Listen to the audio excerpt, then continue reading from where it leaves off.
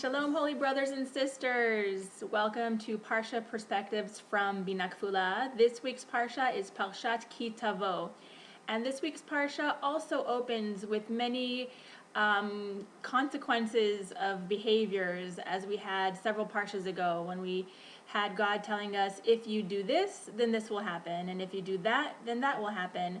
And although these consequences are referred to as blessings and curses, I would like to refer to them as blessings and consequences, because God doesn't really curse us. He is just warning us of cause and effect. If you do good, then good will be bestowed upon you. And if you do bad, God forbid, no pun intended, bad will happen. That's just the law of karma, as we talked about in previous Torah portions. There are other ways of looking at these laws as opposed to being considered just a form of reward and punishment, reward for good behavior and punishment for bad behavior. We can look at it as the relationship that we, humans, have with the divine. There are several ways to look at this relationship. One way is that the divine, or God, as some of us refer to the Creator, is acting as a parent, and we are God's children. So just like a parent says to his or her child, don't touch the oven, you're going to get burned, or don't walk too close to the pool, you could fall in and drown, or if you go ride your bicycle, wear your helmet because I don't want you to crack your head open. We are telling our children all of these don't do this and do that, because we love them, because we care for them, because we don't want a bad fate to fall upon them. We are warning them because we are older and wiser and more experienced, and we are trying to share our experience and knowledge with our child. So these blessings and curses are really the loving Father in heaven, or mother, who is just trying to protect and express his love to his child, to his creation. Another way to look at the relationship between the Almighty and us is the relationship between a husband and wife. In a relationship between a husband and wife, in Judaism, we have something called a ketubah, which is a marriage contract. And in the case of the Jewish people and God, we have a post-nuptial agreement, because before we knew even what was written in the Torah, we said na'aseh v'nishma. We told God basically, we will do and we will listen. We will be your chosen people.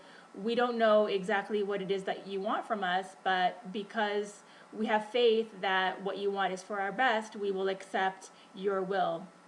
And so the whole Torah is not only like an owner's manual to creation, it is also like a post-nuptial agreement between God and the Hebrew people.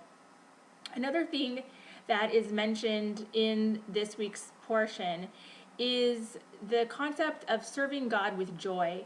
It's not enough to just serve God, to just fulfill the commandments.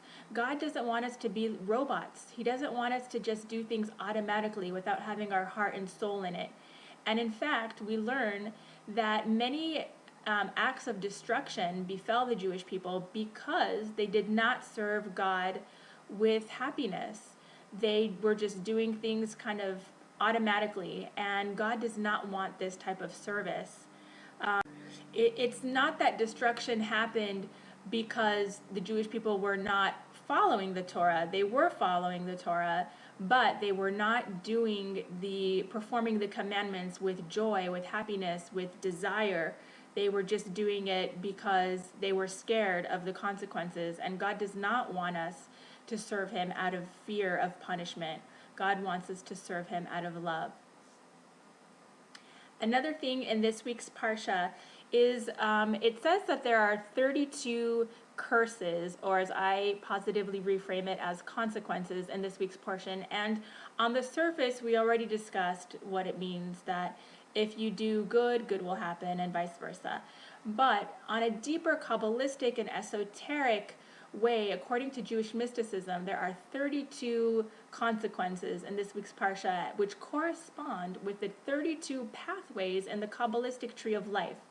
And these correlate. For example, certain commandments, if we don't do them, it will affect us in different areas. It can, for example, if we don't do a certain commandment, it may affect the pathway that leads to wisdom, and it could hinder our wisdom. And if we don't fulfill another commandment, it could affect the pathway of understanding and negatively impact our understanding, and so on and so forth. So these curses or consequences are giving us a guide, and in the way that they correlate with Kabbalah, Jewish mysticism, it shows us exactly the consequences and the negative impact of what not listening to the word and desire of God's will have. Thanks for watching. I hope that you enjoyed it. If you did, please subscribe to my channel so you can be updated with my weekly Torah perspectives, and also please share it in your social networks.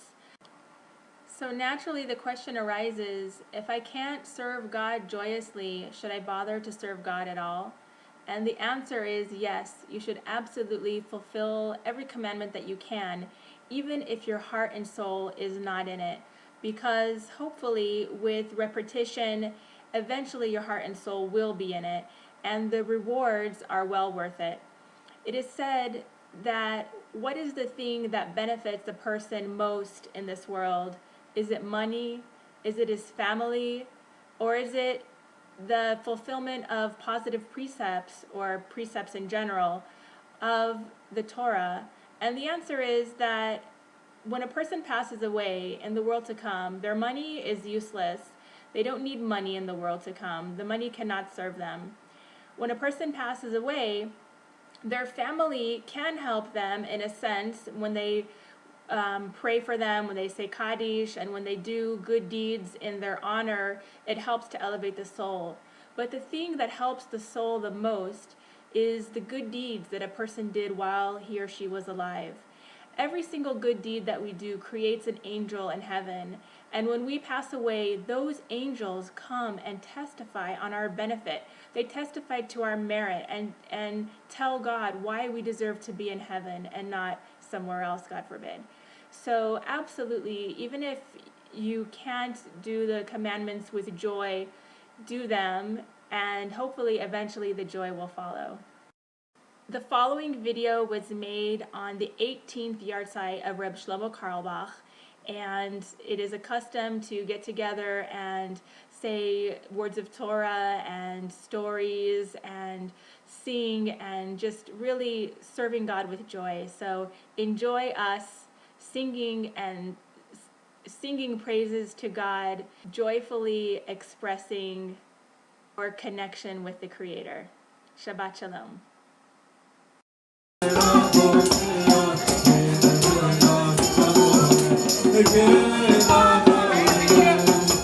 Yeah.